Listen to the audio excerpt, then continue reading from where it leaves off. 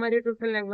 મિત્રો ત્યારે જાઉં છું હું ગામમાં દૂધ ભરવા માટે જે બેકેટ પૈ નાખી તૈયાર હાલો ગામમાં દૂધ ભરતા આવ્યું ને જવાનું છે નીચે પણ ગામમાં જઈને ક્યાં જવાનું મિત્રો હવે જવાનું છે મારી બેન સાડી લેવા માટે મારા કાલે ઓટ હોય ને પાસે નિશા આવે છે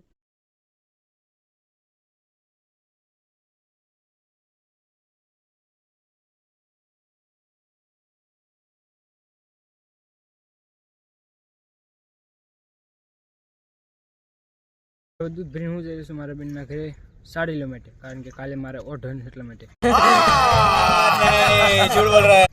ના મજાક નથી કરતો હાસ ઓઢી જો તમે 1 મિલિયન સબસ્ક્રાઈબર આ વિડીયો કરી દે તો હાસ રિયલમાં ઓઢ નાખી વાળી બાકી તળાવનો નજારો જોઈ લો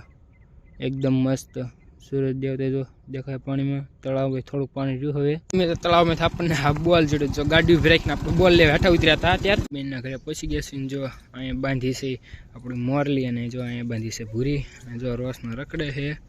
બધી આ જો જોતો પણ આવી ગયો છે હવે મામા પાસે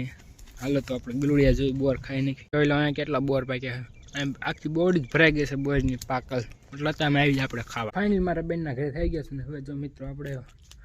નાવું છે કારણ કે હવે જવાનું ગામમાં લાડો ખાવા માટે જોઈ લો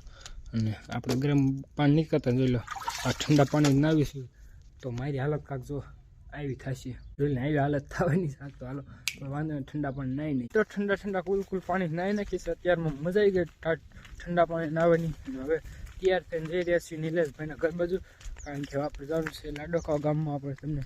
કીધું હતું ને તો ચાલો જઈ જો ગાડીને મેળવવા ભલે ને હાલીને જવાનું છે આપણે લાડો ખાવા માટે અને આજ ઘરે કોઈ છે નહીં બધા આવી જાય છે આડાવાળા આપણે કાલે પણ જવાનું લાડો ખાવા બે લાડો ખાવાના છે કાલે જવાનું કાલે જવાનું એ પહેલાં આપણે જીરું બતાડી દેવા કાલે છેણા બતાવ્યા જીરું બતાડી દેવી આ છે જીરું આપણું જોઈ લો તમે આવડું કાંક થઈ ગયું છે મસ્ત રીતે જોઈ લો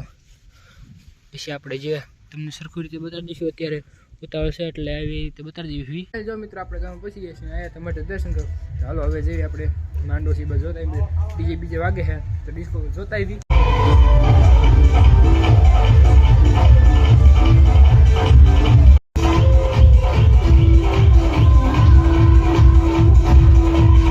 મિત્રો ગામમાં લાડો ખાને આવી ગયા છે મિત્રો આવીને તરત બળદને પેલા પાણી પાવાનું કર્યું બાંધ્યું એટલે કે ચાલો અને પાણી પાઈ લ્યો બાકી બધાને પાણી પાઈ લીધું છે